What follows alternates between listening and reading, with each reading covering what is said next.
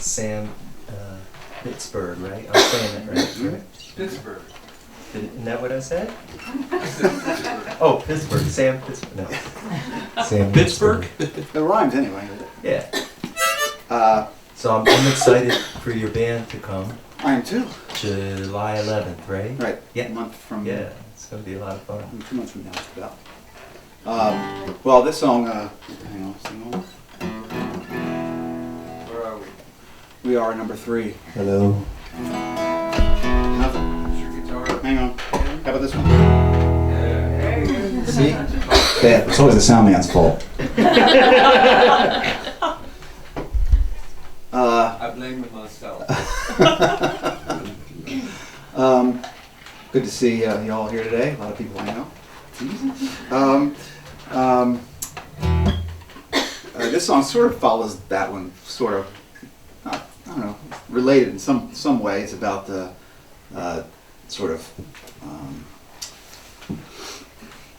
waiting to do what you want to do, or not waiting, or wasting your life away. Basically, I was. I don't know if you guys have ever had this experience. If you look at people and you sort of make a story up about who they might be or what they might be like without having any idea who they really are. You know, somebody just seeing in a store or something. You know, you get a look at somebody's face or what they're wearing or what they look like or what they are. And you get a feel for who they might be, and you sort of, you know, make up your own little story about who they are. So this is one of those. Anyway, so.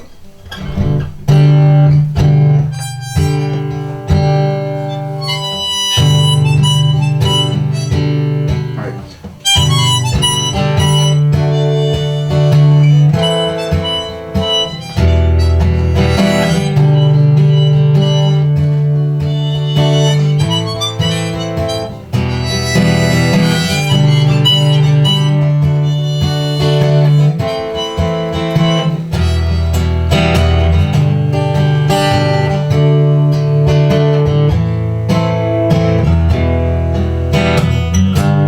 Maybelline, oh Maybelline, working on something that can't be seen. Tired eyes and a forgotten dream. Maybelline, oh Maybelline.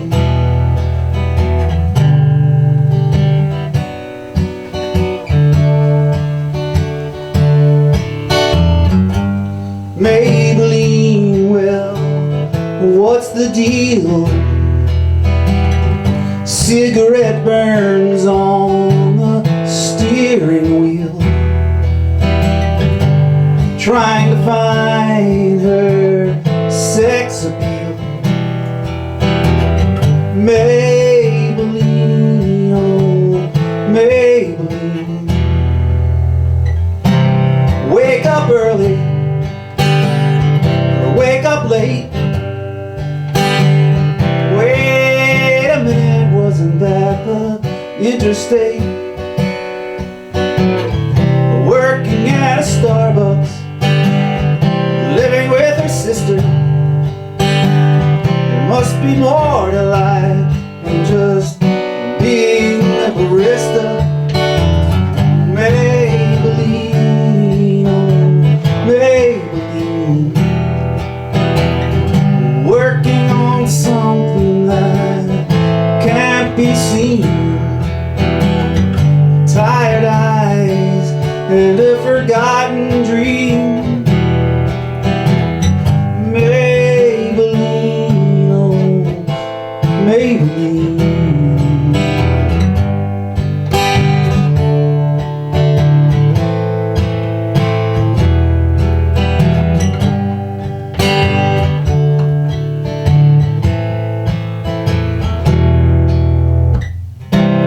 Maybe get a tattoo, or maybe drink a beer.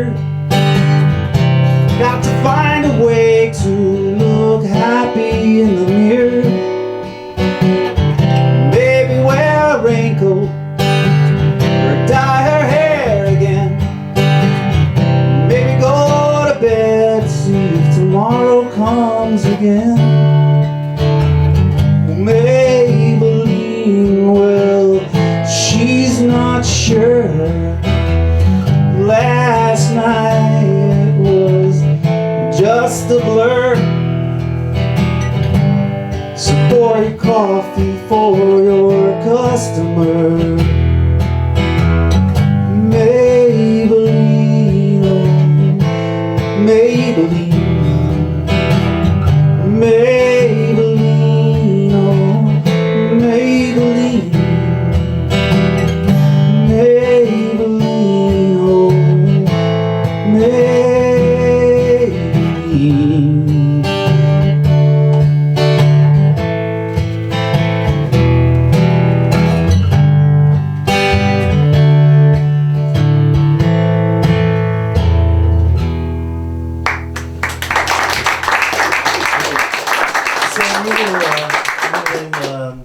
Reactors? Mm-hmm. Is that a reggae band, right? So was Alex right there. Yeah. Yeah. Yep. I thought you looked familiar. So about that song, so if you were performing that in Boston, would you change the rhyme scheme so it was sister and barrister?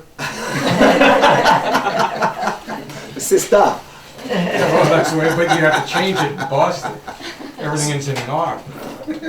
So what brought you back to Americana type? Well, I always actually loved. I mean, that was my first love to start with. Was folk music and that kind of stuff, and so I went the other way, went to the dark side. Right. There's my power there.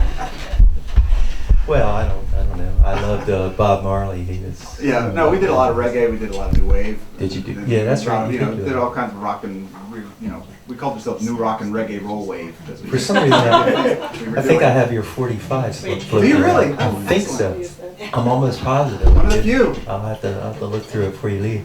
But I played a lot of R&B with a group called Wavelength Okay. in the 80s, and that's really my forte is old R&B. But you need a band, and when I went through my gender transition, I didn't have a band anymore, so I had to learn to accompany myself, and that's how I kind of wound up doing the style that I'm doing now.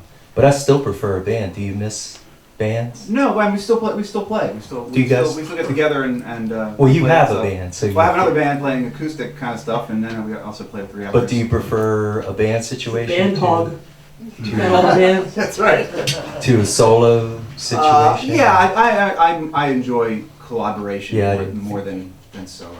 I Misty, think. do you feel that way? Yeah, I do. I've done original rock stuff, and I had a cover country band for a long time. That was a lot of fun, and I prefer playing with other people because I just think something magical Yeah. happens when there are other musicians involved in the Yeah. process, especially when it's not like, okay, you've got to play exactly this, exactly now, exactly this way. Yeah. When it's not controlled environment, I just love that because the coolest things happen, Yes. you know, that you can't write them.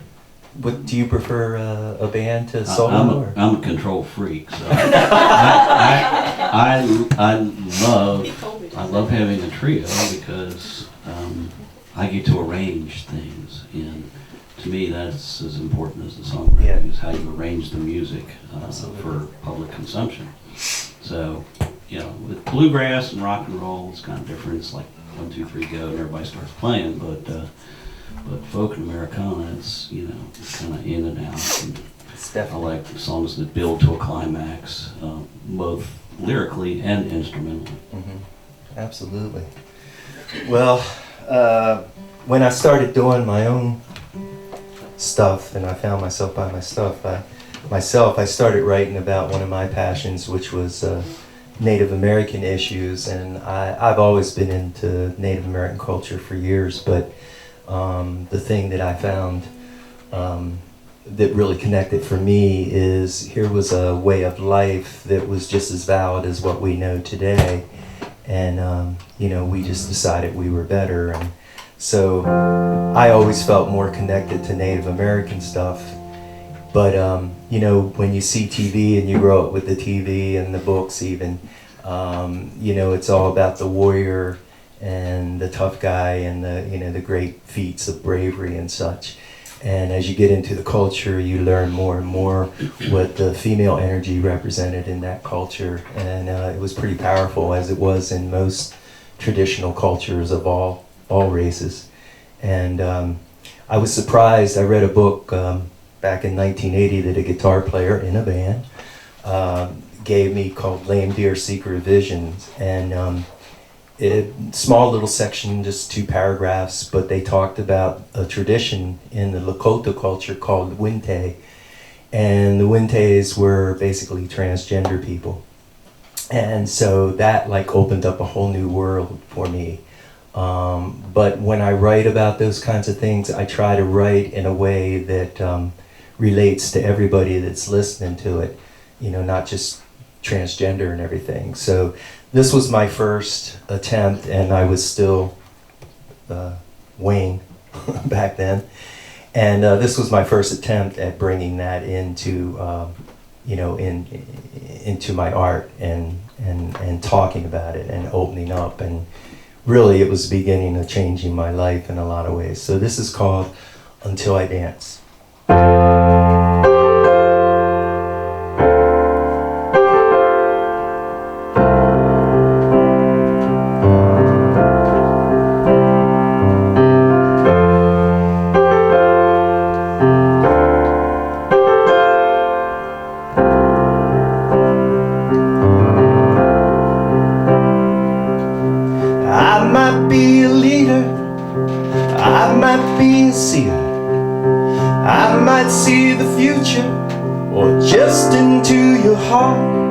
Now I could be a healer, sometimes the body gets weak.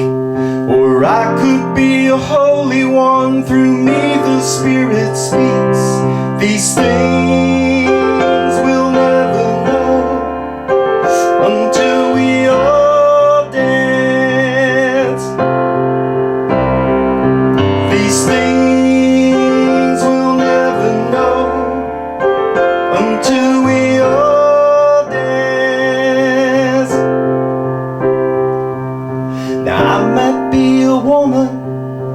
I might be a man, like a Winte, that special case. Well, I just might be both.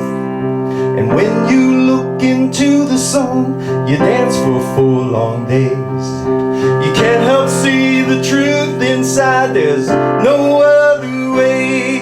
These things we'll never know until we all dance.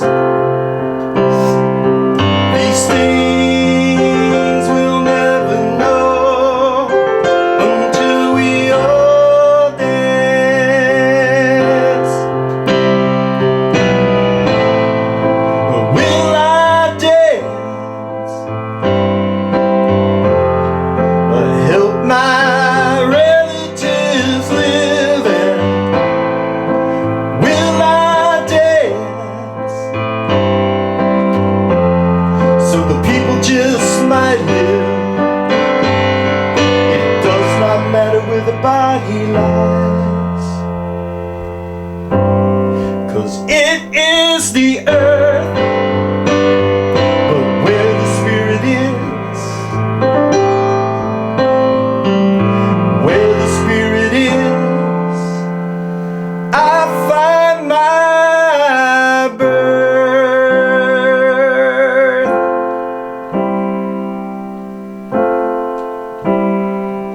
Now could I be a warrior with the spirit of a hawk? Been counting coup on the battlefield, wounds that you cannot feel. Or am I like that holy clown? He laughs at the things you hide. He gets his power from the thunder, burns from the other side. These things we'll never know until we all dance.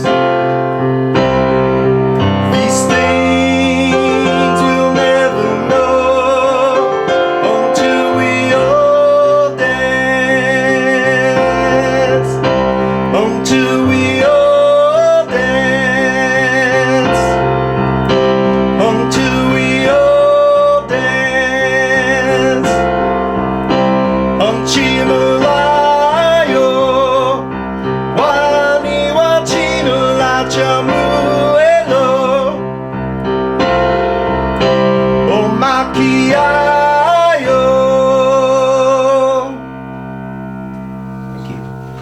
And last part is the coaching. Thank you so much.